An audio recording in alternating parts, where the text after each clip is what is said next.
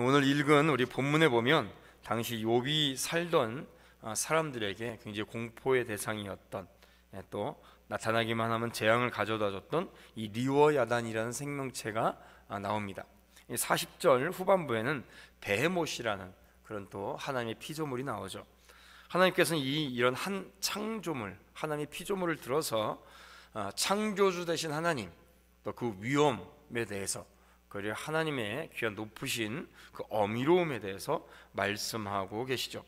1절 말씀에 이렇게 말씀하십니다. 내가 낚시로 리워야단을 끌어낼 수 있겠느냐, 노끈으로 그 혀를 맬 수 있겠느냐 라고 말씀하시면서 41장을 시작하고 계십니다. 이 생명체를 소개하는데 성경 각주에 보면 이제 악어라고 나와 있습니다. 하지만 그 당시 사람들에게는 이것을 그냥 악어쯤으로 볼 수 있겠느냐라고 하는 것이 많은 사람들의, 많은 또 신학자들의 이야기입니다. 또 당시 문헌들을 보면 굉장히 다양하게 얘기를 하고 있는 것들도 있습니다. 리워야단에 대해서 이렇다 저렇다라는 설명에 대해서 말씀하고 있지는 않습니다.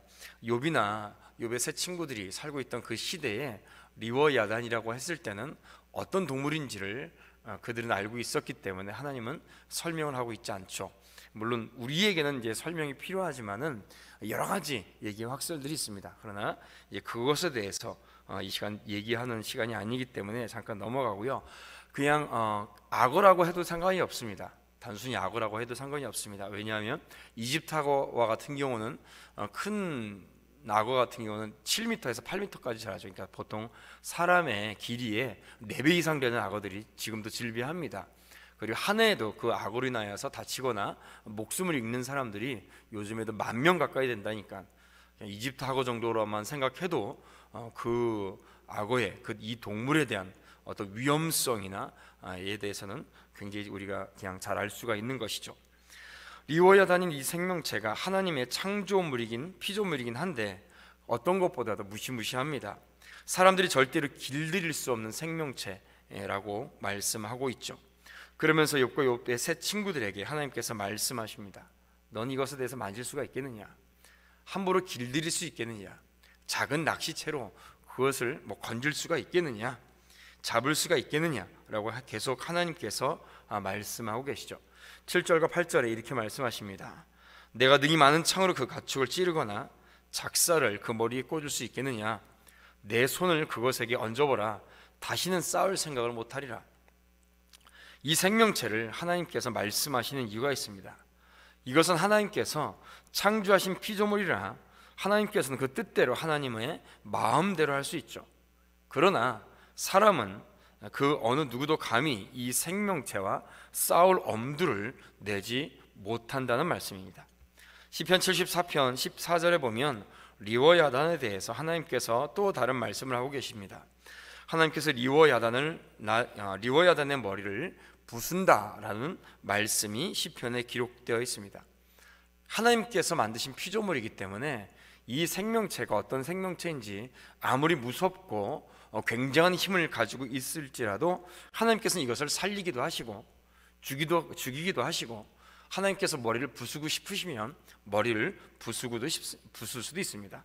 그 몸을 잘게 찢어서 쪼개기도 하시는 것이 하나님의 능력이라는 것이죠. 그런데 인간은 하나님의 피조물인 리워야단을 함부로 할 수 없고 무서워서 피할 수밖에 없는 나약한 존재입니다. 그런 존재인 인간이 하나님 앞에 하나님에 대해서, 또 하나님 앞에 이래라 저래라 하나님 앞에 불만을 표하고 하나님 앞에 원망을 표한다는 것 자체가 아이러니라는 거죠. 하나님께서 리워야단을 통해서 욥에게 또 그 친구들에게 하고 싶은 말씀이 바로 이런 말씀입니다. 10절 말씀에 이렇게 말씀하시죠. 아무도 그것을 격동시킬 만큼 담대하지 못하거든 누가 내게 감히 대항할 수 있겠느냐.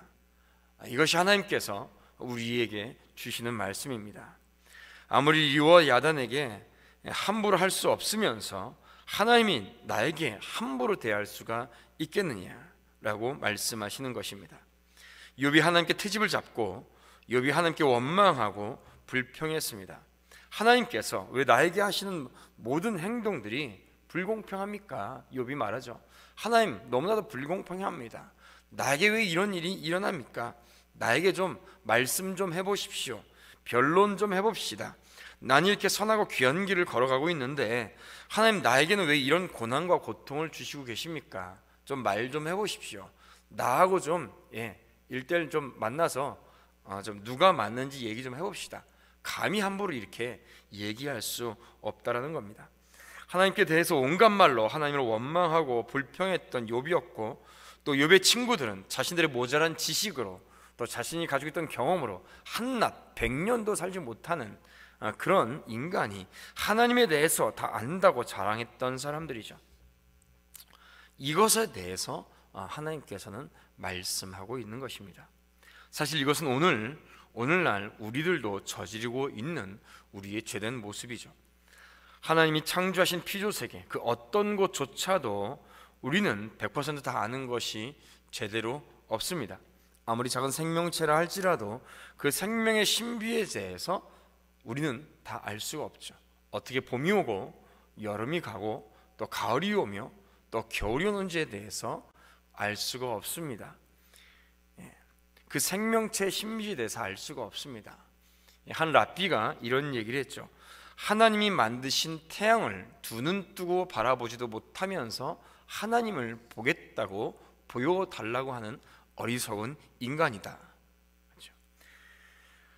그럼에도 불구하고 인간은 교만하게도 그 모든 생명을 지으신 하나님 앞에서는 함부로 대하고 있는 것이 하나님 보시기에 너무나도 역설이고 또 사실은 우스운 일입니다. 이렇게 되어진 배경에는 하나님의 사랑을 우리가 오해하고 또 착각하고 오용한 결과죠. 하나님 우리에게 정말로 무한정한 사랑을 주셨습니다. 모든 것을 주셨죠.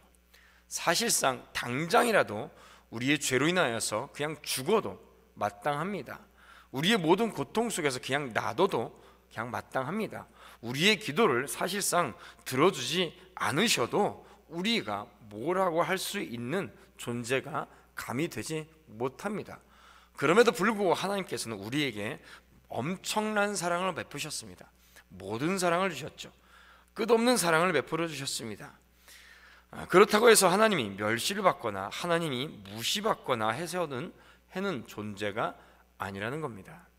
하나님께서는 너무나도 크신 존재이기 때문에 우리에게 무한한 사랑을 주실 수가 있는 것이죠. 마치 부모가 자식에게 무한정한 사랑을 베풀어 주는 귀한 부모지만은, 그러나 그 부모의 사랑이 자녀에게 무시받을 만큼 부모가 연약하거나 모자란 존재가 아닌 것과 같은 이치인 것입니다. 우리는 하나님의 사랑과 동시에 하나님을 경외하는, 두려워하는 그런 경외심을 가져야 되는 것입니다. 우리의 주의 성전에 나올 때마다 우리의 마음과 우리의 옷깃을 염려해야 되죠. 우리가 하는 모든 말과 행동에 있어서 하나님께서는 심판하시는 심판주라는 사실에 대해서 우리는 반드시 기억해야 됩니다. 사랑의 하나님이시긴 하지만은 우리를 향해서 언젠가는 모든 것에서 심판하시는 심판주라는 사실을 우리는 반드시 기억해야 된다는 것이죠. 그 사랑을 원망하고 불평할 수가 없는 것입니다. 하나님께서 이렇게 책망받을 수도 있다는 사실을 우리도 여전히 꼭 기억해야 되는 것이죠. 오늘 하루를 살아가면서 하나님은 우리의 경외를, 우리의 두려움을, 우리의 예배를 받기에 부족함이 없는 분이라는 사실을 기억해야 될 줄로 믿습니다. 동시에 또한 무한한 사랑을 베풀어 주신 하나님이시죠.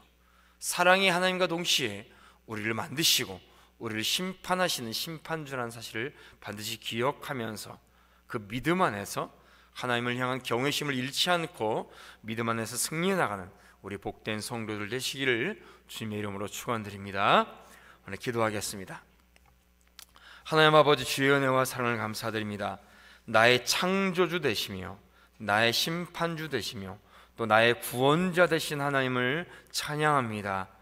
나에게 무한한 사랑을 주시는 하나님, 그 사랑에 감사하며 또 함부로 원망하거나 우리 입술로 불평하지 않도록 또한 우리의 마음과 입술을 주여 주관하시고 인도하여 주시옵소서. 늘 나를 사랑하시고는 하나님 앞에 경배하며 경외하는 마음을 잊지 않게 하시고 그 말씀에 오늘 하루도 순복하며 살아갈 수 있도록 아버지 역사하시고 인도하여 주시옵소서. 그러한 마음으로 이 시간에 무릎 꿇어 기도하는 우리 모든 성도들의 기도에 주여 응답하시고 주의 사랑과 은혜로 이끄시고 오늘 하루도 인도하여 주시옵소서.